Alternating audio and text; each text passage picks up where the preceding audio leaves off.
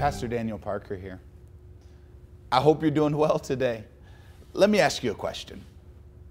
Have you ever been in a situation where there's something that you desired, something that you wanted, but you weren't able to have it?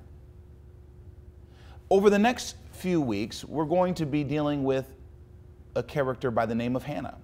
And you may or may not know Hannah, but Hannah in the biblical narrative was a woman who had to persevere through a lot. And over these next few weeks, I want to talk to you about what she had to deal with and how she was able to overcome those issues in her life. But let's think about this.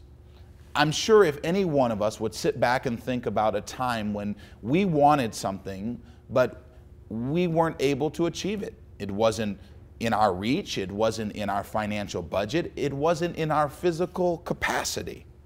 But there was a desire to have it. And then not only did we have, or do we have a desire to have something, but we look at people in our lives or people around us or people on the TV or people in magazines, and they already have it. Now that's a frustrating place to be in. One, you want something that you can't have, and two, you can see other people that have it.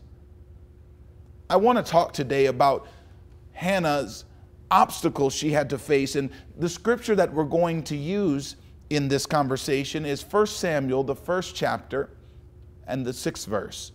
And it said, "Because the Lord had closed Hannah's womb, her rival kept provoking her in order to irritate her."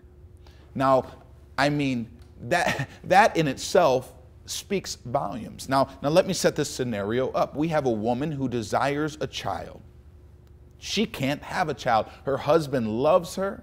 Her husband favors her, but the one desirable thing, the thing that she wants the most, she can't have. Now we have Elkanah's wife, Peninnah. And Peninnah, she's fertile myrtle. She's having children left and right, and Hannah all the while is watching this woman doing what she desired to do.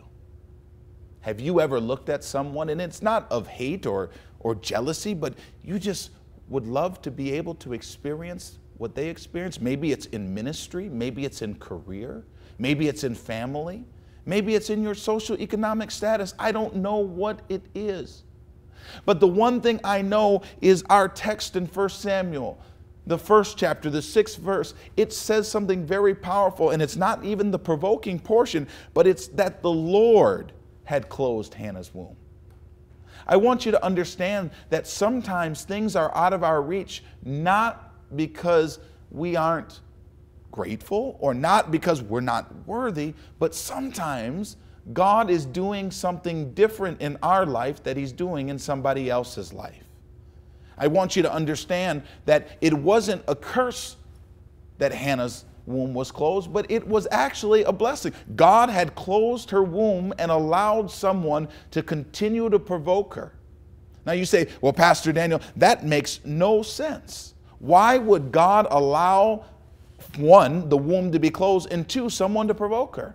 Well, in the upcoming weeks, you're going to see that everything that God does has purpose. So I want to tell you something, no matter where you are, what you're doing, what you've been through, everything that has happened in your life, Romans 8 tells us God has a purpose and is able to do something with it. Barrenness should never be mistaken for purposelessness. I want you to know something today. God has great things for your life. It may not look like what you want it to. It may not taste like what you want it to. But know something. Not everything we think we need is a part of God's bigger plan for our life. Hey, God bless you. I'll see you next week.